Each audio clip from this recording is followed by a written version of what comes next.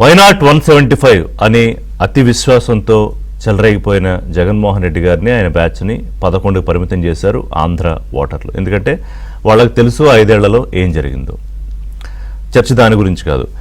ఆంధ్రప్రదేశ్ ప్రజల ఆకాంక్షలు, రాష్ట్రాన్ని అభివృద్ధి పదంగా ఏ డ్రైవ్లో తీసుకెళ్లాలి అని చాలా సునిశ్చితమైన అబ్జర్వేషన్ గల నాయకులు ప్రస్తుత ముఖ్యమంత్రి చంద్రబాబు నాయుడు. 2014 అంటే విభజిత ఆంధ్రప్రదేశ్కు మొట్టమొదటి ముఖ్యమంత్రిగా రాజధాని కూడా లేని రాష్ట్రాన్ని ఎంత కష్టపడితే, ఎంతమంది కలిసి కష్టపడితే, త్యాగాలు చేస్తే ముందుకు తీసుకెళ్లొచ్చనేది ఆయనకు తెలుసు. 5 ఏళ్ల ప్రయత్నం చేశారు.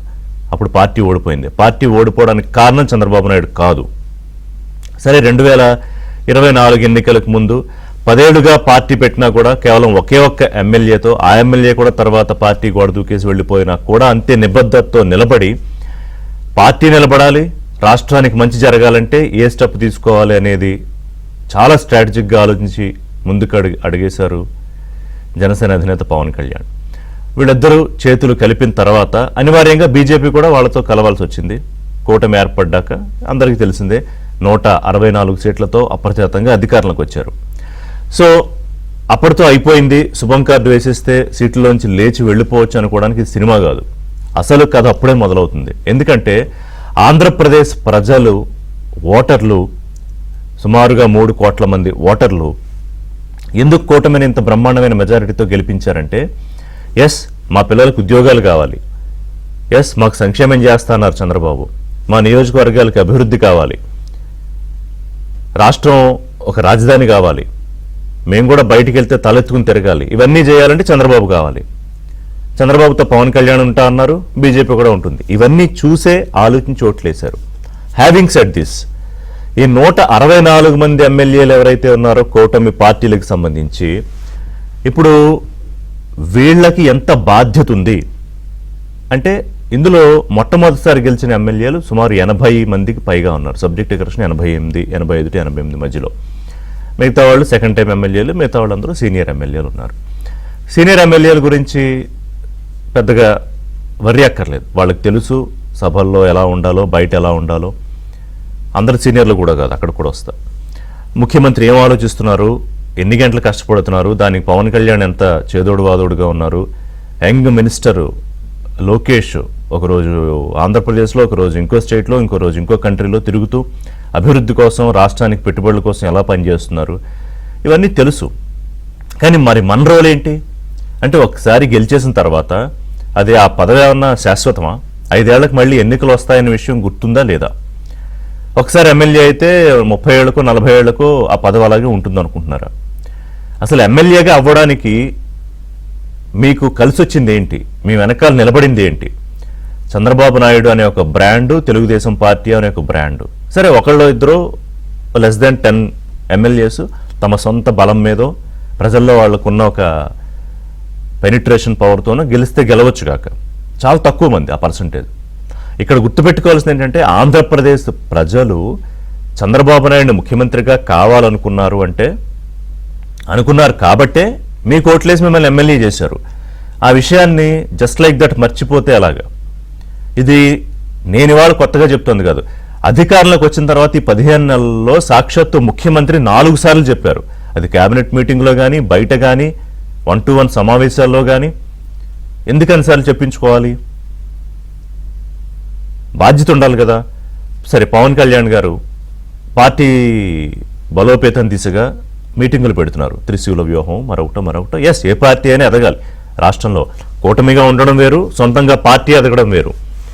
పవన్ కళ్యాణ్ పదే అంటారు. నిజంగా ఆయన విజ్ఞతకు కానీ, ఆ బ్యాలెన్స్కి కానీ మనం అందరూ గ్రేట్ అనాల్సింది. ఎందుకంటే మొన్నటికి అంత పెద్ద వ్యవహారం అయితే, చిరంజీవి బాలకృష్ణ వ్యవహారంలో కూడా చాలా కంపోజ్డ్గా ఉన్నారు ఆయన. ఎందుకంటే చిన్న ఛాన్స్ ఇచ్చినా కూడా అవతల రెడీగా ఉన్నారు. ఆల్రెడీ దాన్ని చాలా ఇష్యూ చేయాలని వైసీపీ ట్రై చేసింది, కానీ ఫెయిల్ అయింది. I can say that fail అయింది. ఎందుకని? పవన్ కళ్యాణ్ చూపించిన నిబద్ధత, ఒక హుందాతనం, చంద్రబాబు నాయుడు దాన్ని హ్యాండిల్ చేసిన తీరు. ఇప్పుడు కామినేని సీనియర్ ఎమ్మెల్యే కదా, 3సారి అనుకుంటా ఎమ్మెల్యే. ఆయనకి ఏం మాట్లాడాలో, సభలో ఏం మాట్లాడకూడదు, అనవసరంగా ఇష్యూ చేయాలో చేయకూడదో తెలీదా? బాలకృష్ణ, ఆయన కూడా సీనియర్ ఎమ్మెల్యే కదా, సారీ బాలకృష్ణ 3సారి ఎమ్మెల్యే, కామినేని 3సారి కాదు. సో ఆయనకి తెలియాలి కదా. సభలో మాట్లాడాల్సిన, నించోవలసిన పద్ధతి, మాట్లాడాల్సిన తీరు అదేనా? ఇంకా అక్కడ అనంతపురంలో ఒక ఎమ్మెల్యే, ఇంకో చోట ఇంకో ఎమ్మెల్యే అనవసర వివాదాల్లోకి వెళ్ళడం, కెలుక్కోవడం, దాన్ని ఒక ఇది చేయడం, దాన్ని మళ్ళీ కడుక్కోవడానికి సీనియర్లందరూ ముఖ్యమంత్రి దగ్గర నుంచి అందరూ మళ్ళీ ప్రయత్నం చేయడం. 15-18 గంటలు పనిచేస్తూ రాష్ట్రంలో పెట్టుబడులు తేవాలి, అక్కడేమో ఖజానా అంతా నాశనం అయిపోతే దాన్ని సెట్ చేసే పనిలో ఉన్నారు. సింగపూర్ వెళ్ళి బతిమాలుకుని మీరు రండి, మళ్ళీ వ్యాపార ఇక్కడ మాతో భాగస్వాములు కండి, రాజధాని కోసం పనిచేయండి అని ఏం అవసరం?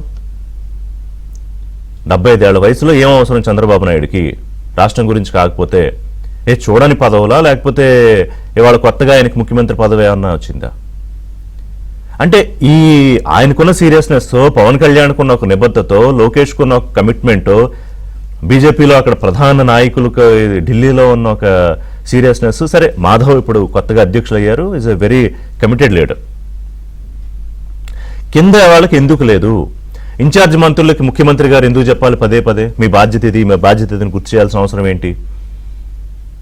ఎవరి బాధ్యతలు వాళ్ళకి ఇచ్చేస్తారు కదా. పోనీ 80 మంది ఎమ్మెల్యేలకు మళ్ళీ ఇంకా సెషన్స్ పెట్టాలా? పోనీ నియోజకవర్గాల్లో ఎలా ఉండాలి, సభల్లో ఎలా ఉండాలి, మంత్రులతో ఎలా ఉండాలి, అధికారులతో ఎలా వ్యవహరించాలి, కూటమి నాయకులతో సమన్వయం ఎలా చేసుకోవాలి? కొంతమంది ఇంక దందాలు, వసూళ్లు. ముఖ్యమంత్రి వార్నింగ్ ఇచ్చినా కూడా ఎప్పటికిప్పుడు కల్తీ మద్యం వ్యవహారంలో ఏం పని? తెలుగుదేశం నాయకులకి ఇద్దరిని సస్పెండ్ చేసి పడేశారు. జయచంద్రారెడ్డిని, ఇంకొక ఆయన జయచంద్రారెడ్డి, కట్టా సురేంద్ర. ఇలాగ ఎమ్మెల్యేల మీద కూడా ముగ్గురు మీద నష్టమే లేదు. 3-4 వెళ్ళిపోతాయి ఇప్పుడు తీసేస్తే. చర్యలు తీసుకుంటే కానీ లైన్లోకి రారా? అంటే రాష్ట్రంలో ఉన్న పరిస్థితి ఏంటి? ఎంత కష్టపడితే కూటమి అధికారంలోకి వచ్చింది, మళ్ళీ తప్పులు చేస్తే 2014 నుంచి 19 తర్వాత చేసిన తర్వాత మళ్ళీ చెప్తున్నా, ఆ రోజు చంద్రబాబు తప్పు చేసినందుకు ఓడిపోలా. మంత్రులు అందరూ కాదు, కొంతమంది మంత్రులు, ఎమ్మెల్యేలు ఇష్టారాజ్యం చేసి ఇష్టారీతిని వ్యవహరించి రెచ్చిపోవడం వల్లే ప్రజలకు యావగింపు వచ్చి ఓడించారు. మళ్ళీ అలాంటి పరిస్థితి తీసుకొద్దాం అనుకుంటున్నారు ఎమ్మెల్యేలు. ఏంటి, ఎందుకు ఇన్నిసార్లు చెప్పించుకోవాల్సి వస్తోంది? అయినా ఎందుకు మారట్లేదు? ఎంతమందికి ఒక ఆకాంక్ష, ఒక జీవిత లక్ష్యం అంటే ఒకసారైనా సభలో అడుగు పెట్టాలి అని. చాలామంది సీనియర్లు సభలో అడుగు పెట్టకుండానే రాజకీయంగా రిటైర్ అయిపోయిన వాళ్ళు నాకు తెలుసు. అలాంటిది ఒక అవకాశం వచ్చి ఇంత బ్రహ్మాండంగా పనిచేసుకుని మళ్ళీ గెలవాలనే ఒక తాపత్రయం, ఒక స్ట్రాటజీ, ప్రజల కోసం పనిచేయాలి, నాయకుడికి అండదండగా ఉండాలి అని అది చేయాలా, లేకపోతే ప్రతిరోజు చెప్పించుకోవాలా? డిబేట్లో సిహెచ్ కుటుంబరావు గారు జాయిన్ అవుతున్నారు. P4 vice chairman, Telugu Desam party senior నాయకులు, గతంలో ప్రణాళికా సంఘం వైస్ చైర్మన్ కూడా పనిచేశారు. నమస్కారం కుటుంబరావు గారు. అలాగే పాతూరు నాగభూషణం గారు, బీజేపీ సీనియర్ నాయకులు. శివశంకర్ గారు, MSME corporation chairman, Janasena senior నాయకులు. నమస్కారం నాగభూషణం గారు, శివశంకర్ గారు. సో కుటుంబరావు గారు, ఇవాళ I wanted to take up this subject. ఎందుకంటే తప్పులు జరుగుతున్నప్పుడు మొదట్లోనే దానికి ఆ కత్తెర వేయకపోతే అవి తప్పులు కాదేమో అని అనుకునే ప్రమాదం ఉంటుంది కొంతమంది. సో ఇవాళ నేనే చెప్పే విషయం కాదు ఇది. ఇప్పటికీ గౌరవ ముఖ్యమంత్రి 3-4 సార్లు పైగా చెప్పాల్సిన పరిస్థితి రాష్ట్రంలో ఎందుకుంది? మీరు చాలా సునిశ్చితంగా దగ్గరగా చూస్తారు ప్రభుత్వాన్ని నడిపించే తీరు, ముఖ్యమంత్రి పడుతున్న కష్టము, డిప్యూటీ సీఎం పనిచేస్తున్న తీరు. సో వీళ్ళకున్న సీరియస్నెస్లో 10%, ఎక్కువ కూడా ఎక్స్పెక్ట్ చేయక్కర్లా, 10 to 20% ఉంటే సరిపోదా? ఎక్కడ లోపం ఉంది? మార్నింగ్ అండి ఋషి గారు, ప్లస్ గుడ్ మార్నింగ్ నాగకృష్ణ గారికి, శివశంకర్ గారికి కూడా. మీరు చేసిన ఓపెనింగ్ రిమార్క్స్ లోనే జవాబు కూడా ఉంది ఋషి గారు. క్లియర్ కట్ గా ఏంటంటే, ముఖ్యమంత్రి గారు పడుతున్న కష్టం కానీ, లోకేష్ గారు చేస్తున్న ఎఫర్ట్స్ కానీ, ఇటు ఇండస్ట్రీస్ ని తీసుకురావడానికి అండ్ పవన్ కళ్యాణ్ గారు ఇస్తున్న కోఆర్డినేషన్ కానీ, డెఫినెట్ గా ఎమ్మెల్యేస్ బిహేవియర్ కానీ, ఎమ్మెల్యేస్ పనితీరు కానీ మాత్రం అసలు కంపారిజన్ లేదని చెప్పేసి ఉంటాయి. అంత వైడ్ గ్యాప్ కూడా వచ్చేస్తాం. ఎందుకంటే ఒకటి క్లియర్ గా అర్థం చేసుకోవాలి, ఈ అసెంబ్లీలో కాంపోజిషన్ కూడా చూస్తే మనం కేర్ఫుల్ గా 70 సంవత్సరాలు పై చిలుకున్న ఎమ్మెల్యేలు కేవలం 14 మంది ఉన్నారు ఈసారి. డెఫినెట్లీ స్మాల్ నెంబర్ అన్నమాట. అదే బిలో 40 దాదాపు 14 మంది మెంబర్స్, 11 మంది మెంబర్స్ బిలో 40 సంవత్సరాల మెంబర్స్ కూడా ఉన్నారు. మెజారిటీ నియర్లీ 50% మంది అనమాట 56 సంవత్సరాలు కంటే కింద ఉన్నారు. అంటే మోర్ ఆర్ లెస్ మనం యంగ్ మెచ్యూర్డ్ ఏజ్, ఒక ప్రాపర్ థింకింగ్ చేయగలిగే ఎమ్మెల్యే ఏజ్ అనమాట, క్లియర్ కట్ గా. అయితే ఇందులో మళ్ళా మన గ్రాడ్యుయేట్స్ పోస్ట్ గ్రాడ్యుయేట్స్ అని కూడా చూస్తే one of the highest number ఉన్నారు. 71% మంది ఈసారి అసెంబ్లీలో either graduates or post graduates or professional degrees ఉన్న వాళ్ళు అనమాట. మరి ఇలా కాంబినేషన్ ఉన్నప్పుడు కూడా ఎమ్మెల్యేస్ బిహేవియర్ కానీ ఓవరాల్ గా ఎమ్మెల్యేస్ వర్కింగ్ కానీ చాలా నిరాశపరిచిందనే చెప్పాలి. ఎందుకంటే దాదాపు 15 నెలలు కావస్తుంది ప్రభుత్వం వచ్చి కూడా. వచ్చిన తర్వాత కూడా ఇంకా చాలా సార్లు అనమాట మొట్టికాయలు కానీ తిట్లు కానీ ముఖ్యమంత్రి గారి దగ్గర నుంచి పట్టడం, తెలుగుదేశం మెంబర్స్ కానీ పవన్ కళ్యాణ్ గారి దగ్గర నుంచి జనసేన మెంబర్స్ కానీ ఇట్లా ఓవరాల్ గా అనమాట కూటమిలో ఉన్న పార్టీల్లో అనమాట కాస్త నిరాశ నిస్పృహ మెంబర్స్ పైన అయితే మాత్రం ఉంది, అనుకున్న తీరులో రావట్లేదు అని. అయితే క్లియర్లీ నేనైతే కపుల్ ఆఫ్ అబ్జర్వేషన్స్ ఓపెన్ గా చెప్తాను, నాన్ పొలిటికల్ గానే యాజ్ ఏ బిహేవియరల్ సైంటిస్ట్ గా కూడా అనమాట అబ్జర్వేషన్ క్లియర్ గా చెప్తున్నాను. పొలిటికల్ పవర్ అనేది ఒక నిషా అండి, దాదాపు ఫుల్ బాటిల్ తాగినట్టేనమాట నిషాన్ అనమాట. అండ్ వన్స్ రుచి చూసిన తర్వాత political power very very tough to give it up. అది మనకు తెలుసు, అది రేర్లీ. అందుకనే రాజకీయ నాయకులు రిటైర్ కావాలన్నమాట.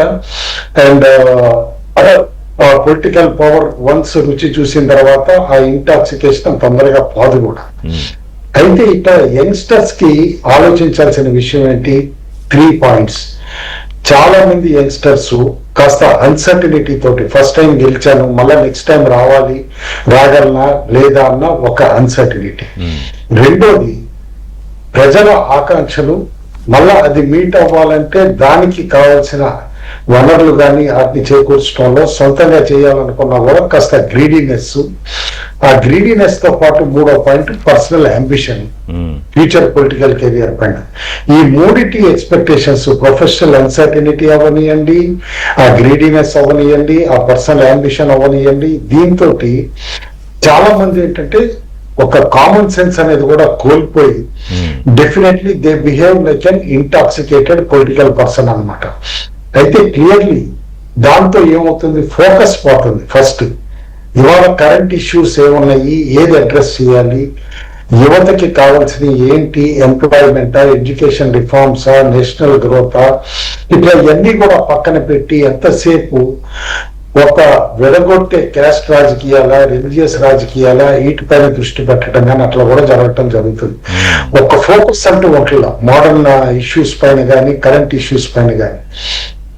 అదే విధంగా ముఖ్యమంత్రి గారు ఎన్నిసార్లు చెప్పారు, లోకేష్ గారు చెప్పారు, ఇవాళ రోజులు మారుతున్నాయి, టెక్నాలజీ వాడుకోవాలి. వాట్సాప్ సర్వీసెస్ అన్నమాట one of the first state to introduce, first మనదే ఫస్ట్ స్టేట్ టు ఇంట్రడ్యూస్ అనమాట పబ్లిక్ సర్వీసెస్. దాంతో కరప్షన్ తగ్గుతుందని తెలుసు. మరి ఇంత టెక్నాలజికల్ ఇన్నోవేషన్ చేస్తా ఉంటే దాన్ని యాక్సెప్ట్ చేస్తా ప్రజలకి చెరువుగా తీసుకెళ్లే పూచి కూడా యంగ్ పాలిటీషియన్స్ దే కదా. ఎవరు ఏం చేస్తున్నారు? చాలా మంది ఇంకా చులకనగా మాట్లాడటం కూడా నేను చూశాను. చాలా మంది టెక్నాలజీ అర్థం చేసుకొని ఎమ్మెల్యేలు అనమాట విల్లింగ్నెస్ లేకుండా తీసిపారేసినట్టు మాట్లాడటం కూడా చాలా బాగా వస్తుంది చాలా సార్లు. అండ్ పారదర్శకత క్లియర్లీ ఇవాళ ఇంత టెక్నాలజీ ఇదంతా వచ్చిన తర్వాత ప్రతి ఓటర్ కూడా ఎక్స్పెక్ట్ చేసేది ఏంటి? తను ఎన్నుకున్న నాయకుడి దగ్గర నుంచి ఒక పారదర్శకత అంటూ ఉండాలి. ఇవాళ ఎంతమంది యంగ్స్టర్స్ అన్నమాట ఆ పారదర్శకత డిస్ప్లే చేస్తున్నారు ఆ కాన్స్టిట్యున్సీ. నేను మొదట్లో చెప్పిన ఆ 3 కన్సర్న్స్ ఏవైతే ఉన్నాయో పర్సనల్ అంబిషన్, గ్రీడీనెస్, వీటితోటి ఆ పారదర్శకత ఉండలేదు. దానికి కరాలరీగానే మిస్యూజ్ ఆఫ్ పబ్లిక్ ఫండ్స్ అవనియండి, కరప్షన్ అవనియండి, పవర్ అవనియండి, ఒక క్రిమినలైజేషన్ అవనియండి, ఇవన్నీ కూడా తెర మీదకి వస్తున్నాయి. కాబట్టి డెఫినెట్లీ ఎట్ సమ్ పాయింట్ అనమాట వీటిపైన ఉక్కుపాదం మోపాల్సిన అవసరం లీడర్స్ పైన కూడా ఉంది. అండ్ ఖచ్చితంగా ఆ ఉక్కుపాదం మోపుతున్నారని చెప్పేసి అనుకుంటున్నాను. ఆల్రెడీ స్టార్ట్ కూడా అయ్యింది. And more steps definitely in coming days కూడా ఉంటాయి అని చెప్పేసి అని అంటాను. రైట్. శివశంకర్ గారు, before that I appreciate you Kutumbarao గారు, ఎందుకంటే చాలా కీలకమైన పాయింట్లు. ఇది కనుక విని సదరు ఎమ్మెల్యేలు, మనం వాళ్ళు వీళ్ళని ఎవరు పేర్లు చెప్పం, అది 50 మంది ఉన్నారా, 60 మంది ఉన్నారా, 70 మంది ఉన్నారా, ఇది విని ఇప్పుడు అంబిషన్ ఉండొచ్చు, ఎస్ ఇంకొకసారి మళ్ళీ ఎమ్మెల్యే అవ్వాలి, ఇంకోసారి ఎమ్మెల్యే అవ్వాలి, మంత్రి అవ్వాలని, అదే డ్రైవింగ్ ఫోర్స్. కానీ దానికి ఒక పద్ధతి, దానికి ఒక స్ట్రాటజీ, ఒక వ్యూహం ఏమక్కర్లా. చంద్రబాబు నాయుడిని ఆదర్శంగా తీసుకుని ఆ దశలో పనిచేస్తే అందులో 10 to 15% చేసినా కూడా సరిపోతుంది. శివశంకర్ గారు, జనసేన పార్టీలో పరిస్థితి ఎలా ఉంది? అంటే నేను విన్నది ఏంటంటే కొంత మొన్న సీరియస్ అయ్యారు పవన్ కళ్యాణ్ గారు. అంటే ఆయన శైలిలో ఇట్లా అయితే అలాగా నియోజకవర్గాలతో కొంచెం ఇంకా తిరగాలి కదా, సమన్వయం ఉండాలి, కూటమి నాయకుల మధ్య పార్టీల మధ్య సమన్వయం ఉండాలి. ఆయన ఎప్పుడు చెప్పే మాట ఏంటంటే 10-15 ఏళ్ళు, ఇప్పటి వరకు 15 నెలల్లో ఎన్ని ఇష్యూస్ వచ్చినా ఆయన అదే మాట చెప్తూ ఉన్నాడు.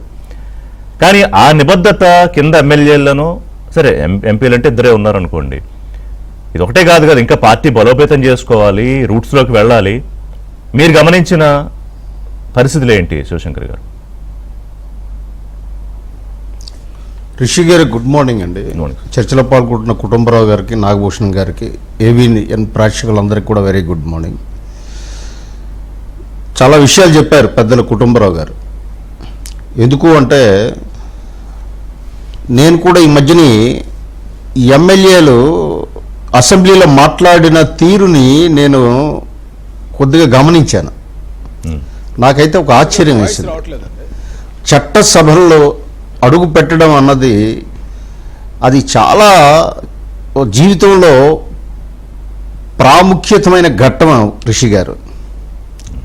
చట్టసభల్లో మాట్లాడడం, ఎందుకంటే ప్రజా సమస్యల గురించి చట్టసభల్లో లేవనెత్తడం, అవి పరిష్కారం అయ్యే దిశగా ఎమ్మెల్యేలు కృషి చేయడం అన్నది చట్టసభల తాలూకా ఇంపార్టెన్స్. కానీ రాజ్యాంగంలో నాకు ఆశ్చర్యం ఏంటి అంటే, ఇందా మీరు ఇనిషియల్ రిమార్క్స్లో సుమారు 80 మంది ఫస్ట్ టైం ఎమ్మెల్యేస్ అనేది చెప్పారు. మరి ఈ ఫస్ట్ టైం సెలక్షన్లో రాంగా, ఎందుకంటే మనం ఏం విత్తనాలు వేస్తే అవే వస్తాయి పంట. అందులో కొంతమంది మాట్లాడుతుంటే నేను ఆశ్చర్యపోయాను. అందులో చట్టసభల్లోనే ఇండైరెక్ట్గా ముఖ్యమంత్రి గారిని విమర్శిస్తున్నారు, అండ్ కన్సర్న్ మంత్రిని విమర్శిస్తున్నారు, అలాగే లోకేష్ గారిని విమర్శిస్తున్నారు. మా లెటర్ హెడ్లు అయిపోయండి, ఎక్కడే పోవాలి అని అడుగుతున్నాడు ఆ ఎమ్మెల్యే. నాకైతే నవ్వు వచ్చింది. ఇంకొక అతనైతే వెరీ ఫన్నీ, మా పొరుగు రాష్ట్రం ఒరిస్సా బాగుందని అనుకుంటున్నారండి అందరూ. వీళ్ళిద్దరూ కూడా తెలుగుదేశం అధికార పార్టీకి కూటమికి చెందిన నాయకులే. అంటే పొరపాటున కానీ ప్రేక్షకుడికి ఎవరికైనా వీళ్ళు ఏ పార్టీ అని అంటే అపోజిషన్ పార్టీ ఏమో అనుకోవడానికి అవకాశాలు ఉంటాయి. అలాగే సభని నడిపించే తీరు కూడా నేను గమనిస్తున్నాను. నేను కొద్దిగా పెద్దల కుటుంబరావు గారు మన్నించాలి ఏమైనా నా మాటలో బాధిస్తే. ఏం పర్వాలేదు, సభని నడిపించే తీరు కూడా, ఇప్పుడు సభని నడిపించే తీరు ఎలా ఉండాలంటే గాడి తప్పితే దాన్ని సరైన మార్గంలో పెట్టాలి. ఆ దిశగా కూడా కరెక్ట్గా లేదనేదే నా నిశ్చిత అభిప్రాయం. ఎవరైనా ఒక రాంగ్ మాట్లాడినా ఏం చేసినా ఇమీడియట్గా స్పీకర్ కానీ స్పీకర్ స్థానంలో ఉన్న వ్యక్తులు కానీ దాన్ని కంట్రోల్ చేయాలి. సభాధ్యక్షుడి తాలూకు పాత్ర అది. ఎందుకంటే he the supreme in the సభలో. ఇది ఎమ్మెల్యేలు ఎందుకు ఇలా తయారంటే, మంత్రులు కూడా ఫస్ట్ టైం 11 మంది మంత్రులు అయ్యారు. ఫస్ట్ టైం ఎమ్మెల్యేలు ప్లస్ మంత్రులు. ఇంతకు ముందు నాకు తెలిసి, ఎందుకంటే నేను 95 నుంచి చంద్రబాబు నాయుడు గారి అడ్మినిస్ట్రేషన్లో పనిచేసిన వ్యక్తిని. అవును. ఇంతకుముందు చంద్రబాబు నాయుడు గారు ఏం చేసేవారంటే, మొట్టమొదటిగా ఎమ్మెల్యేలు అయిన వాళ్ళకి ఓరియంటేషన్ క్లాసులు పెట్టేవారు హైదరాబాద్లో. అవును. చట్టసభలో ఎలా మాట్లాడాలి, ఏ రకంగా మాట్లాడాలి, 0 అవర్లు ఎలా మాట్లాడాలి, అంశాలు ఎలా లేవనెత్తాలి అని ఇలాగ తర్ఫీదు ఇచ్చేవారు. అలాగే చాలామంది చేత ఒక స్పెషల్ క్లాసులు చెప్పించేవారు. హుందాతనము, డెమోక్రసీ అంటే ఏంటి, రాజ్యాంగం అంటే ఏంటి, ఎకనామిక్ పాలసీలు, ఇవన్నీ కూడా. బహుశా మళ్ళీ నాకైతే ఇప్పుడు అది జరుగుతున్నట్టు నాకేమీ అనిపించటం లేదు. అందువల్ల వీళ్ళు ఏమనుకుంటున్నారంటే, మీరు ఇందాక ఒక మాట అన్నారు, ఒకసారి అయితే పర్మనెంట్ అయినట్టు లెక్క అని అదే అనుకుంటున్నారు. ఏముంది, మాకేముంది, చంద్రబాబు నాయుడు గారు వాళ్ళు పవన్ కళ్యాణ్ గారు కష్టపడతారు, మళ్ళీ మనం ముగ్గురు కష్టపడి తిరుగుతారులే, తిరుగుతారులే. మన పని అది కాదు. మన పని ఏంటంటే మట్టి, ఇసుక, మైనింగు, లెక్కరు, ఇదంతా మనం వీటి మీద కదా గత ప్రభుత్వం మీద పోరాడాం. అసలు కూటమి లక్ష్యం ఏమిటి, కూటమి గమ్యం ఏమిటి ఎవరికైనా అర్థమవుతుందా? ప్రజాప్రతినిధులకి ఆ గమ్యానికి, ఆ లక్ష్యానికి తూట్లు పొడుస్తున్నారు కదా. అలాగే నేను అనేక సందర్భాల్లో చెప్పాను, కాశ్మీర్ చచ్చిపోలేదు, అది నిద్రపోయింది, అది ఎప్పుడైనా లేవడానికి అవకాశం ఉంటుంది, కాశ్మీర్ పొంచి ఉంది అని చెప్తున్నా ఉన్నాను. అది వీళ్ళకి అర్థం కాదా? విపరీతమైనటువంటి జనాలు మాట్లాడుకునేది ఋషి గారు, నేను చెప్తున్నాను, కరప్షన్ విపరీతంగా పెరిగిపోయింది అంటున్నారు. ఎందుకు అంటున్నారు? మనకు బాధ్యత లేదా? ఎందుకు పవన్ కళ్యాణ్ గారు ఒక 10-15 సంవత్సరాలు ఈ కూటమి ఇలాగే ఉండాలంటున్నారు? రాష్ట్ర భవిష్యత్తు ఇంపార్టెంట్ ఇక్కడ. ఈరోజు ఆంధ్రప్రదేశ్లో ఏవో పెట్టుబడులకి స్వర్గధామం కింద ఒక బ్రాండ్ని క్రియేట్ చేశారు ఈ ప్రభుత్వం, కూటమి ప్రభుత్వం అధికారంలోకి వచ్చాక.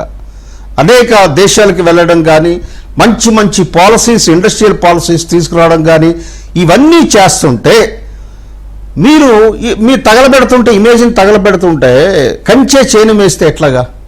ఇది ప్రతి ఒక్కరు కూడా ఆలోచించాలి. ప్రతి ప్రజాప్రతినిధి, మంత్రులు కానీ, ఎమ్మెల్యేలు కానీ, ఎంపీలు కానీ, ఎమ్మెల్సీలు కానీ దయచేసి ఈ రాష్ట్ర భవిష్యత్తు, చంద్రబాబు నాయుడు గారి విజన్, కూటమి లక్ష్యం, గమ్యం, ఈ 4 దృష్టిలో పెట్టుకొని ప్రవర్తించవలసిన అవసరం ఉంది. ఈ దిశగా జనసేనని మా అధ్యక్షులు పవన్ కళ్యాణ్ గారు రెగ్యులర్గా మా ఎమ్మెల్యేలకు ఇన్స్ట్రక్షన్స్ ఇస్తుంటారు. సో ఆయన క్లాస్ తీసుకుంటారు. ఎక్కడ ఏ పొరపాటు జరిగినా సరే ఆయన వెరీ వెల్ బ్యాలెన్స్డ్గా బిహేవ్ చేస్తారు. మీరు అన్నట్లు మొన్న అసెంబ్లీలో లేవనెత్తిన అంశాన్ని దాన్ని వాడుకోవాలని చూసింది ప్రతిపక్ష పార్టీ, కానీ ఆ అవకాశం ఇలాగా ఎక్కడ ఏ రకమైన వాళ్ళకి చాలా చేశారండి. అయినా పవన్ కళ్యాణ్ గారికి తెలుసు వాళ్ళ తక్కువ టమారా విద్యలన్నీ ఎలా చేస్తారన్నది పవన్ కళ్యాణ్ గారికి బాగా తెలుసు. కాబట్టి ఇమీడియట్గా ఎక్కడ ఏ రకంగా దాన్ని కంట్రోల్ చేయాలన్నది కంట్రోల్ చేయడం జరిగింది. అదే మెకానిజం అన్ని పార్టీలు, కూటమిలో ఉన్న పార్టీలన్నీ కూడా పైన మంచి అండర్స్టాండింగ్తో ఉంది. ఋషి గారు పైన చాలా అండర్స్టాండింగ్తో ఉన్నారు. పవన్ కళ్యాణ్ గారు కానీ, చంద్రబాబు నాయుడు గారు కానీ, లోకేష్ గారు కానీ, నరేంద్ర మోడీ గారు కానీ, అది కింద వరకు పెర్కులేట్ అవ్వట్లేదు. ఇది గమనించాలి. నేను ఈ విషయాలు ఎందుకు చెప్తున్నానంటే, కుటుంబరావు గారు పార్టీ దృష్టికి, ఎందుకంటే ఈజ్ హెల్మ్ ఆఫ్ అఫైర్స్ లో ఉన్నారు కాబట్టి ముఖ్యమంత్రి గారి దృష్టికి తీసుకెళ్తారు వారు. కింద వరకు అది కింద వరకు పెర్కులేట్ అవ్వటం లేదు. ఇప్పుడు కొన్ని దగ్గరలో ఇంకొక రకమైన జబ్బులు ఉన్నాయి. కూటమి నాయకుల్ని శత్రువుల కింద భావించడం ఇది కరెక్ట్ కాదు. ఎవరైనా సరే, అది జనసేన ప్రవర్తించినా, తెలుగుదేశం ప్రవర్తించినా, బీజేపీ ప్రవర్తించినా తప్పు. కూటమి లక్ష్యాన్ని శివశంకర్ గారు మూర్ఖత్వం. ఇప్పుడు పవన్ కళ్యాణ్ ఆయన నేను 15 ఏళ్ళు కూటమి ప్రభుత్వం ఉండాలి, చిన్న చిన్న పొరపాట్లు ఉంటాయి అని చెప్తుంటే వీళ్ళకి అర్థం కాకపోతే ఎలాగా? ఆయనేమో పొద్దున్న లేస్తే పెద్ద మనిషి, మీరు వైకుంఠపాళి ఆట ఆడకండి, కంటిన్యూస్ ప్రభుత్వం ఉంటే రాష్ట్రం హడ్డిల్స్ లేకుండా, బ్రేక్స్ లేకుండా ముందుకెళ్తుంది అని ఆయన తిరుగుతూ ఉంటారు. వీళ్ళు ఇంత గ్రాంటెడ్నెస్తో ఉంటే ఎలాగా? అంటే ఒక ఎమ్మెల్యేతో నేను జనరల్గా మాట్లాడితే ఆయన నాకు చెప్తాడు, నాకు ఆశ్చర్యం వేసింది అనమాట. అంటే ఆయన ఏ పార్టీకి సంబంధించినట్టు నేను ప్రస్తావించను, కానీ పర్లేదు, ఏమంటే బోల్ డబ్బులు ఖర్చు అయిపోయాయండి, ఆ రోజు గెలవడానికి డబ్బులు పెట్టమన్నారు, మరి ఇప్పుడు ఆ డబ్బులు రికవర్ చేసుకోకపోతే ఎలాగండి అని. అంటే ఏంటిది? ఇది ఏమైనా పెట్టుబడా? రాజకీయం అంటే వ్యాపారమా? అంటే ఏంటి ఈ కల్చర్? ఏంటి ఆంధ్రప్రదేశ్ ఈ రకమైనటువంటి వైరస్ని ఎవరు ఇంట్రడ్యూస్ చేశారు? ఇది అప్పుడు ఏ పార్టీలని ఆ వైరస్ తింటుంది? ఇది రాజకీయ పార్టీలు కూడా, అధిష్టానాలు కూడా ఆలోచన చేయాలి. మీరు సిమ్టమ్ మీద మాట్లాడుతున్నారు, ఈరోజు వ్యాధి తాలూకా లక్షణాల మీద మాట్లాడుతున్నారు. వ్యాధి మూలాల్లోకి వెళ్ళవలసిన అవసరం ఉందండి ఋషి గారు. వ్యాధి మూలాల్లోకి వెళ్ళి చికిత్స చేయకపోతే మళ్ళీ గందరగోళం, అల్లకల్లోలం. అదే కదా, అందుకే ఇప్పుడు ఏమంటారు, ఎప్పటి నుంచో సామెత ఉంది కదా మనకి, మొక్కై వంగనది అని. ఆ మొక్కగా ఉండగానే జరిగిన అసెంబ్లీ సమావేశాల్లో కూడా అధికార కూటమికి సంబంధించిన ఎమ్మెల్యేలు చాలా మందికి సభకు రాకపోవడం ముఖ్యమంత్రి దృష్టికి వచ్చింది. ఆయన ఫ్లోర్ మేనేజ్మెంట్ గురించి విప్పులతో మాట్లాడారు, క్లాసులు పేకాల్సి వచ్చింది. అలాగే మన సభలో మాట్లాడిన తీరు గురించి. అంటే ఎందుకంత గ్రాంటెడ్నెస్? లేదా పక్క పార్టీని చూసి నేర్చుకుంటున్నారా? 11 మంది ఎమ్మెల్యేలు వాళ్ళు రావట్లేదు కదా అని. ఆ పార్టీ పని ఆల్రెడీ అయిపోయింది. ఆ విషయం మీ నాయకుడు ప్రతిరోజు మీకు చెప్పాల్సిన అవసరం లేదు. మీరే ఇంకా వాళ్ళకి ఏమన్నా ఫ్యూల్ ఇచ్చి, కాస్త ఇంజిన్లో ఆయిల్ వేసి ఏమన్నా పైకి తీసుకొద్దాం అనుకుంటున్నారు మీ చర్యల వల్ల. రైట్, నాగభూషణం గారు, వాట్స్ యువర్ సే అండి? పార్టీలో కూడా సరే పేర్లు అవసరం, ఇప్పుడు మన కామినేని గారు కానీ అవసరం లేదు కదా. ఇప్పుడు ఆయన ఎన్నిసార్లు ఎమ్మెల్యే అని పక్కన పెడితే has seen politics since decades. మనకి సభలో ఏం మాట్లాడాలో ఏం మాట్లాడకూడదో అంటే ప్రశాంతంగా వెళ్ళిపోతున్న దాన్ని డిస్టర్బ్ చేయడం వల్ల ఇప్పుడు మన ఎంత ఇష్యూ అయింది, దానికి ఎంత డ్యామేజ్ కంట్రోల్ చేయాల్సి వచ్చింది. సో పార్టీ అధినేతలు అభివృద్ధి మీద వీటి మీద దృష్టి పెట్టాలా, లేకపోతే ఈ పంచాయతీల మీద దృష్టి పెట్టాలా రోజు? నమస్తే ఋషి గారు, అదేవిధంగా గౌరవనీయులు మన పెద్దలు శివశంకర్ గారు, కుటుంబరావు గారు, మన ఏబిఎన్ ప్రేక్షకులందరూ కూడా ముందుగా నమస్కారాలు. మామూలుగా అండి, నేను మీ డిస్కషన్ అంతా నేను చెప్పే కంటే కూడా మీ పేపర్ లాస్ట్ 6 months నుంచి ఏమో రాస్తున్నారు చదివితే ఎమ్మెల్యేలకు అర్థమైపోతుంది ఎక్కడేం జరుగుతుందని. చాలా క్లియర్ ఆంధ్రజ్యోతి పేపర్లో కానీ మీ కథనాల్లో కానీ చాలా చక్కగా ఆర్కే గారు, రాధాకృష్ణ గారు విశ్లేషించి చెప్తున్నారు. ఎవరినే వదలట్లా. అంటే మేనేజ్మెంట్ తప్పు చేస్తే మేనేజ్మెంటు, లేకపోతే కింద కార్యకర్త, లేకపోతే ఎమ్మెల్యేసా ఎంపీలా, ఆయన చక్కగా ఎక్కడికక్కడ ఇది కరెక్ట్ కాదు, ఇది కరెక్ట్ కాదని ఒక గైడ్ లైన్స్ ప్రకారం వెళ్తున్నారు. అది చాలా మంచిది. ఎందుకంటే కూడా విమర్శలు వేరు, సద్విమర్శలు వేరు. అంటే సద్విమర్శలు అంటే బాగా చదివేవాడిని కూడా వీడు సరిగ్గా చదవట్లేదని డిస్కరేజ్ చేయటం వేరు, చదవని వాడిని ఎంకరేజ్ చేసి లేదా తప్పు జరిగితే కాదు నువ్వు తెల్లవారుజామున ఎంకరేజ్ చేయటం వేరు. నాకున్న ఎక్స్పీరియన్స్లో చెప్పాలంటే, మేము ఒక 20 ఏళ్ల కిందట నా జిల్లా పరిషత్ పదవి అయినప్పుడు మేము అప్పుడు ఏదన్నా టీచర్ ట్రాన్స్ఫర్ చేయాలంటే కౌన్సిలింగ్ భయపడేవాళ్ళం. ఎక్కడైనా ఇసుక మేము జిల్లా పరిషత్ చైర్మన్ ఇసుకుంటే అక్కడ మిషన్ పెడితే పెద్ద గొడవ అయ్యేది. ఒక ట్రాక్టర్ ఇసుక తీసుకునేవాడు, కార్యకర్తలు కానీ ఎవరన్నా ప్రజలు అడిగినా కూడా ఇవ్వలేని పరిస్థితుల్లో ఉండేది, ఒక సిస్టమేటిక్గా ఉండేది. ఇప్పుడు ఇందాక శివశంకర్ గారు అన్నట్టుగా మనం ఏటి మీద అయితే ఫైట్ చేసాము గత 5 సంవత్సరాలు, 19 నుంచి 24 వరకు, ఇది ఒక మైన్స్ అవ్వచ్చు, శాండ్ అవ్వచ్చు, లేకపోతే రియల్ ఎస్టేట్ ఎవరిని వేసుకుంటే వాళ్ళ దగ్గర డబ్బులు వసూలు చేయటం, లేకపోతే మద్యం అవ్వచ్చు, ఏదైనా సరే వాటి మీద పోరాడిన తర్వాత మళ్ళీ మనం పవర్లోకి వచ్చిన తర్వాత సేమ్ రిపీట్ అవుతుంది అనేదే మీ ఆంధ్రజ్యోతి కథనాల్లో ఉన్నటువంటిది. శివశంకర్ గారు చెప్పిన, కుటుంబరావు గారు చెప్పిన. ఎందుకంటే ఇది మళ్ళీ మనకు అవకాశం వస్తుందో రాదో. నేను కరెక్ట్గా ఏదైతే శివశంకర్ గారు చెప్పి, నాకు కూడా ఒక ఆయన చెప్పాడు, నేను 30-40 కోట్లు ఖర్చు పెట్టాను, మళ్ళీ రేపు నా దగ్గర డబ్బులు లేకపోతే నాకు టికెట్ ఇస్తారా నన్ను ఎదురు క్వశ్చన్ వేసాడు. నేను డైరెక్ట్గా ఒక మీటింగ్ కోసమని వెళ్ళాను. మళ్ళీ చెప్తే ఆ పలానా ప్రాంతం అని తెలిసిపోతుంది కాబట్టి చెప్తున్నా. అతను అడిగి, ఇందుకే బాబు మీరు జాగ్రత్తగా ఉండొచ్చు కదా, మళ్ళీ రేపు ఎట్లా ఓట్లు మీకు తెలిసిపోతుంది కదంట, ఏముందన్నా మళ్ళీ రేపు పొద్దున్న నా దగ్గర డబ్బులు లేకపోతే ఇస్తారా టికెట్ అని అడిగాడు. అరే డబ్బులు లేకుండా టికెట్, చాలామంది పెద్ద వాళ్ళందరూ ఎమ్మెల్యేలు, మంత్రులు, రకరకాల వాళ్ళు ఉన్నారు అని ఒక 20 ఎగ్జాంపుల్స్ చెప్పా. అలాగే ఇందా చదువుకున్నాడికి చదువు ఉంటే ఆడు బాగుంటాడు, చదువు లేనివాడు బాగుంటారు అనేది అదైతే నా రాజకీయాలు నాకు కరెక్ట్ కాదనిపిస్తుంది. ఎందుకంటే సకృతిరామయ్య గారిని జిల్లా పరిషత్ చైర్మన్ చేశాడు ఊరిని. ఎందుకంటే ఆయన చదువు లేదు, ఆయనకి సంతకం కూడా సరిగ్గా పెట్టలేదు. ఆయన ఎంత పరిపాలన చేసిన అడ్మినిస్ట్రేషన్ చేసేవాళ్ళు. అట్లాగే క్యారెక్టరు, క్యాపబిలిటీసు, కెరీరు ఇది ఇంపార్టెంట్ అనుకున్న వాళ్ళకి చదువుతో పని లేకుండా దాన్ని ఆ పోస్ట్ని పనిచేస్తారు. మీకు ఎగ్జాంపుల్ చెప్తానండి. ఇదివరకు మామూలుగా అయితే ఒక పార్లమెంట్లో 1,00,000 మంది రాజకీయ నాయకులు అవుదామని బయలుదేరతారండి. చివరికి 10,000 మంది ఫిల్టర్ అవుతారు. అందులో 10,000 మందికి వచ్చేది 1000. ఆ 1000 వచ్చేది చివరికి 7 ఎమ్మెల్యేలు అవుతారు, ఒక ఎంపీ అవుతాడు. మహా అయితే కార్పొరేషన్ లేకపోతే ఇంకేమన్నా అయితే ఫిల్టర్ అయిపోయిన తర్వాత ఎంతమంది వస్తారు? ఇందులో చాలా మంది డబ్బులు ఖర్చు పెట్టుకుంటారు, ఆస్తులు అమ్ముకుంటారు, 100లో ఉంటారు.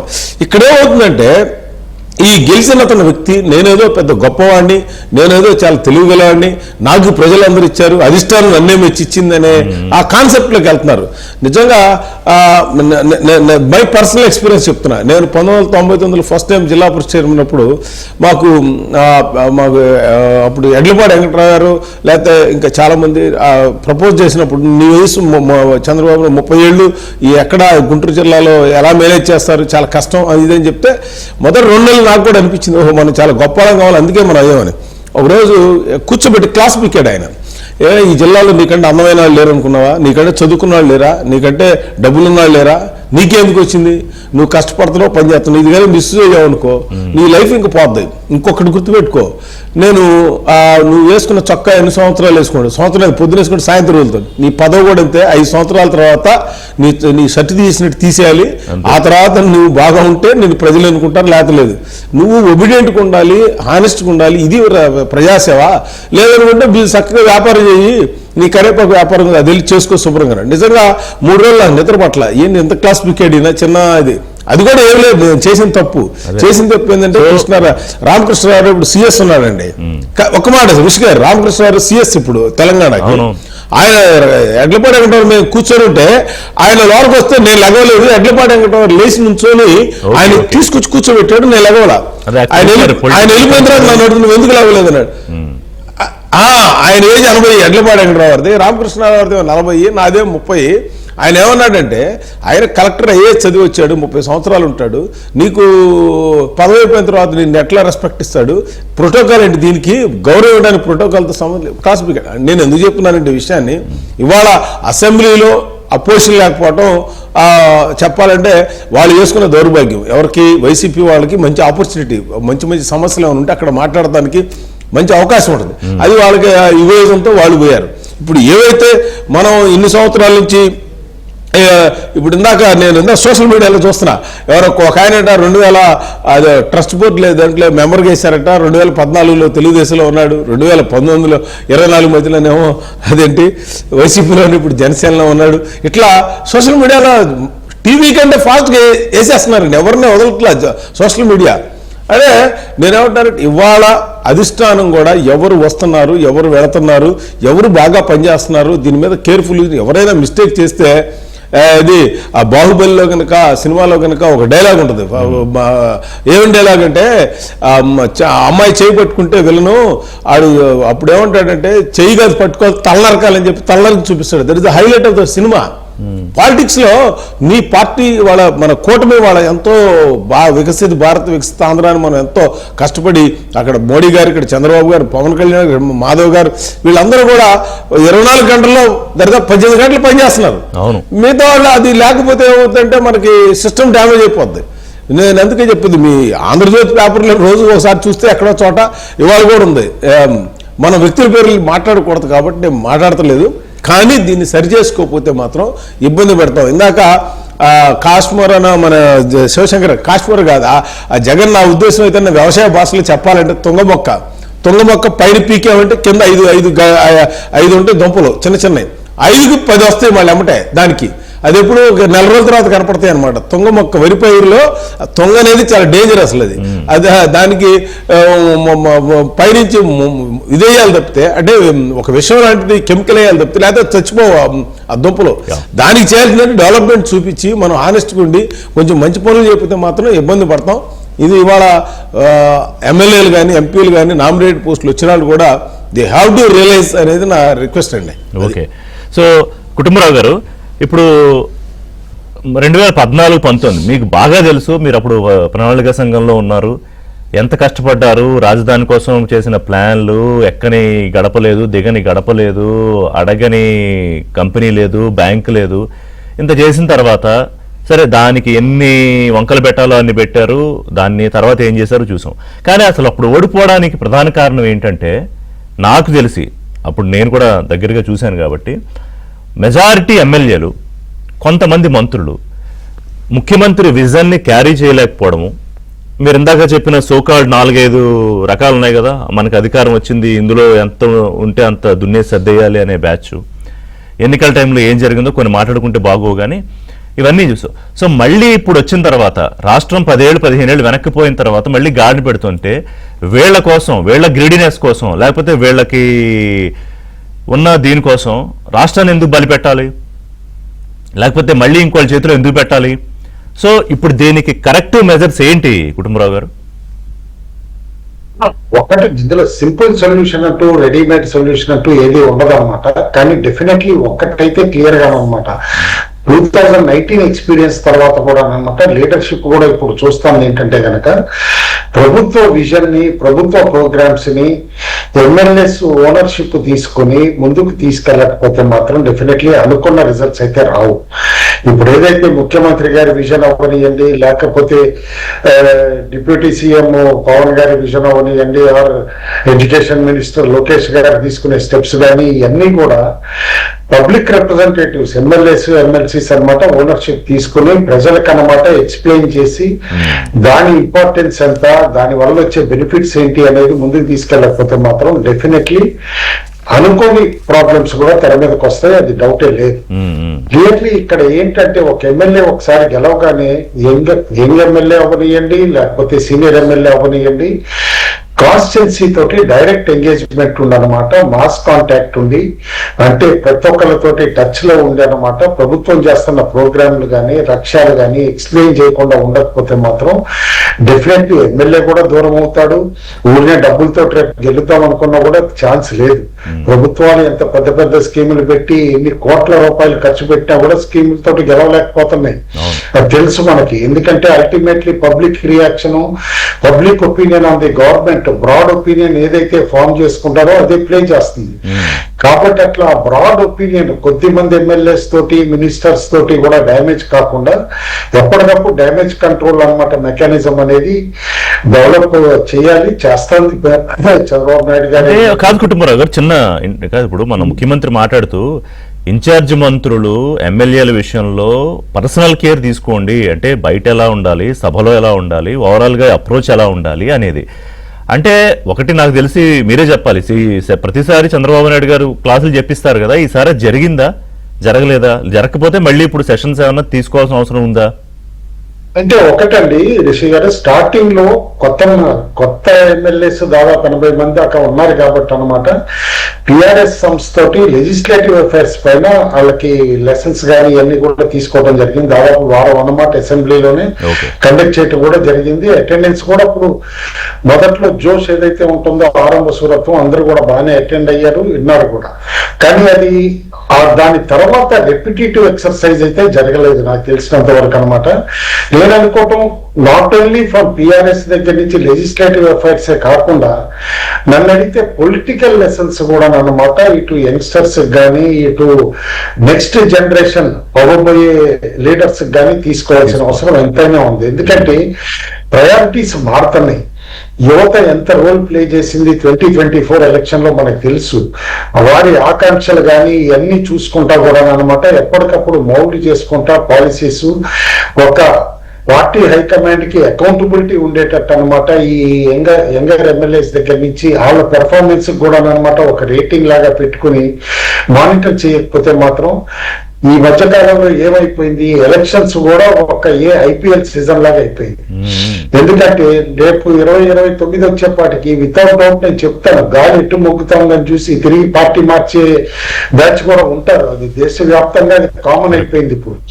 కాబట్టి అనమాట అట్లా కాకుండా ఒక లాయల్టీ ఫ్యాక్టరు ఇటు పార్టీ దీనిపైన అనమాట ప్రోగ్రామ్స్ పైన నిబద్ధత ఉండి ముందుకు తీసుకెళ్లేటట్టు అనమాట ఒక కోహెసివ్ గా చేయాల్సిన అవసరం అయితే ఉంది. అండ్ ఖచ్చితంగా తీసుకుంటారు. రిపీటెడ్ గా నేను చూస్తున్నాం, మొన్న ఈవెన్ పవన్ కళ్యాణ్ గారు కండక్ట్ చేసిన మీటింగ్ లో కూడా కొంతమంది తెలిసిన మిత్రులు ఉన్నారు కాబట్టి చెప్పారు. ఆయన కూడా చాలా కాషన్ చేశారు డైరెక్ట్ గా అనమాట. కాన్స్టిట్యున్సీలో అనమాట ఎట్లా ఎంగేజ్ అవ్వాలి, కొత్త జనరేషన్ తోటి పొలిటికల్ అండ్ సోషల్ ఐడియాస్ ఏ విధంగా ఎంగేజ్ అవ్వాలి, పొలిటికల్ లోకల్ బాడీస్ ఎలక్షన్స్ వస్తున్నాయి కాబట్టి ఏ జాగ్రత్తలు తీసుకోవాలని చెప్పేసి ముఖ్యమంత్రి గారు రెపిటేటివ్ గా చెప్పటం మన ఎలక్షన్ అసెంబ్లీ పెర్ఫార్మెన్స్ పైన అనమాట కొంతమంది ఎమ్మెల్యేస్ చూపించిన నిర్లప్తత, అటెండ్ కాకపోవటం కానీ ఆ డిస్కషన్స్ లో పార్టిసిపేట్ చేసిన తీరు పైన కానీ అసహనం వ్యక్తం చేసి ఏ విధంగా అనమాట తిరిగి లెసన్స్ తీసుకున్నారో కూడా మనం చూసాం.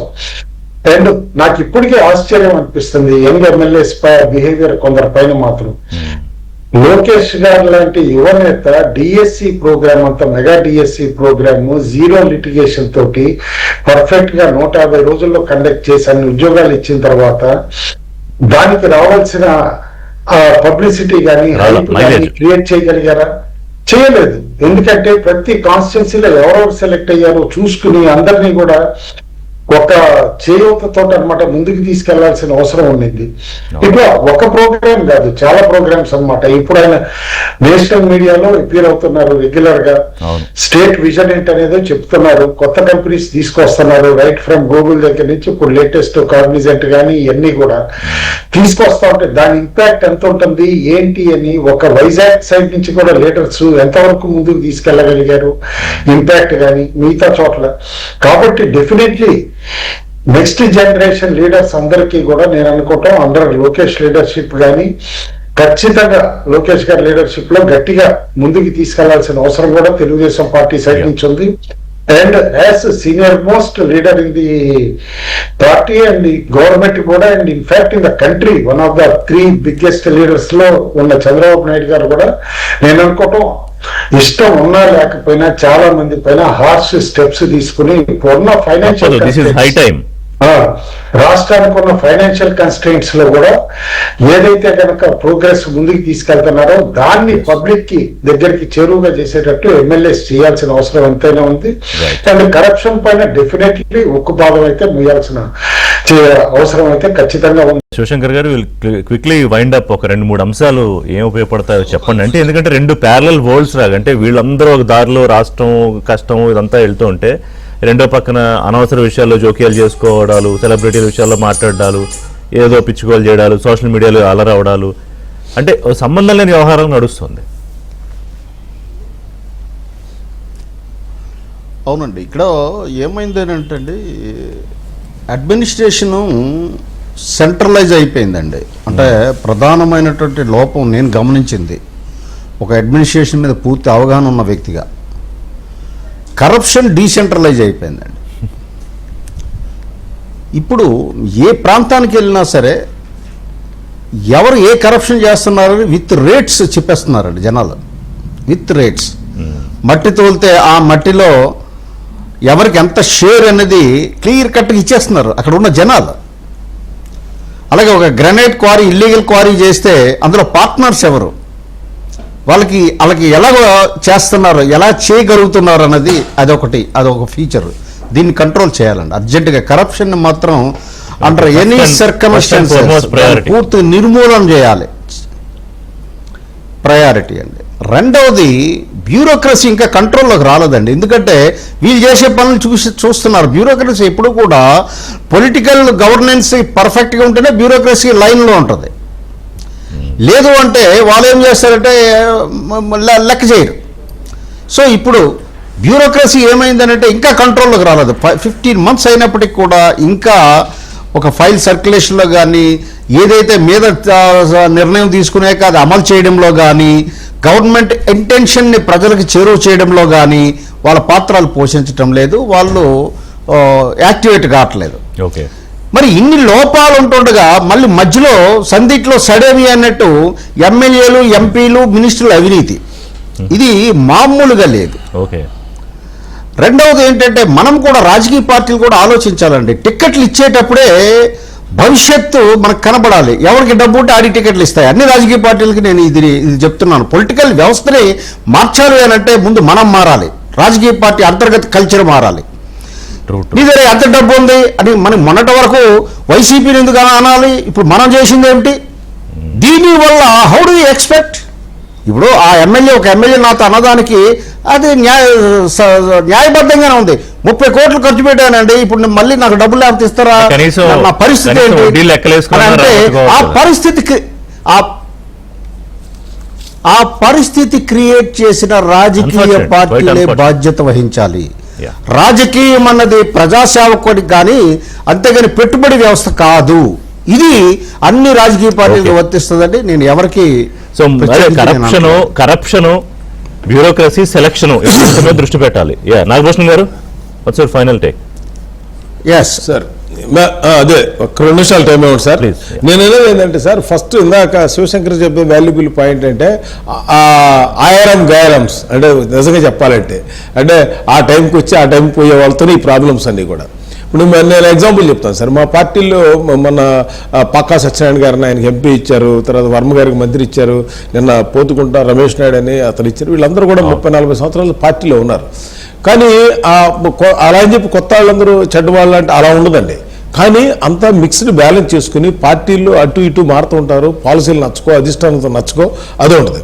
ఇప్పుడు నేను ఎలా ఏంటంటే, ఇక్కడ ఇప్పుడు మన టీవీలో మీరు ఆంధ్రజ్యోతిలో ఏబిఎల్లో ఒక ఐటమ్ వేస్తారు పలానా వ్యక్తి అని, ఎంబటే వైసీపీ వాళ్ళు దీన్ని తగులుకుంటారు. వాళ్ళ టీవీలో వేశారు, అదేదో బీజేపీకి తెలుగు కూటమికి కనుక మేము అద్దెకి తీసుకున్నట్టు ఈ ఛానల్ని వాళ్ళ టీవీలో వేశారంటే పచ్చ మీడియా మోడల్ లేదా శివశంకర్ గారు నేను మాట్లాడాను కాదు మొదలు పెడతారంటున్నా, ఆటికి భయపడాలని పని లేదు అంటున్నా. నేను చేసేటప్పుడు భయపడాలని పని లేదు, అది నేను చెప్పేది.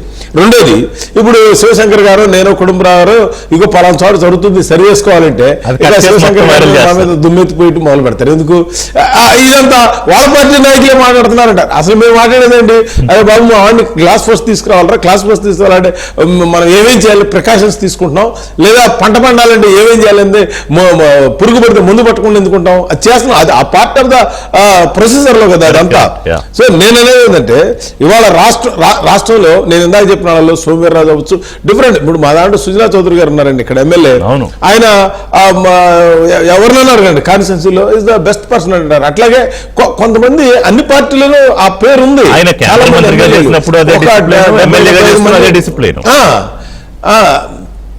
అది నేను చెప్తున్నాను. నేను ఎందుకు చెప్తున్నానంటే ఈ విషయాన్ని, జనాలు ఇది కనుక ఈ 5 సంవత్సరాల్లో మనం అభివృద్ధిని డెవలప్ ఐదేళ్ళు లేదు ఇంకా. ఐదేళ్ళు ఎక్కడ? అవినీతి మూడేళ్ళే. తర్వాత మళ్ళీ చివరి 6 నెలలు ఎన్నికలు.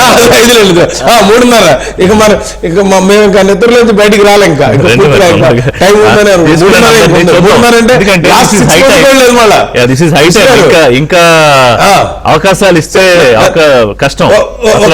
ఒక్క మినిట్ ఋషి గారు, ఒక్క మాట నేను అనేది రిక్వెస్ట్ ఏంటంటే, అధిష్టానం కూడా చాలా కరాఖండిగా ఉండి ఈ సిస్టమ్ స్ట్రీమ్ లైన్ ఇప్పుడు ఈ సంవత్సరం లోపు 6 నెలల లోపు చేసుకోకపోతే ఇబ్బంది పడతాం. దయచేసి అందరూ కూడా మనం ఈ ఒక 10-15 ఏళ్ళు ఈ కూటమి ఉండే విధంగా మనం ప్రయత్నం చేయాలని నా రిక్వెస్ట్ అండి. Thank you.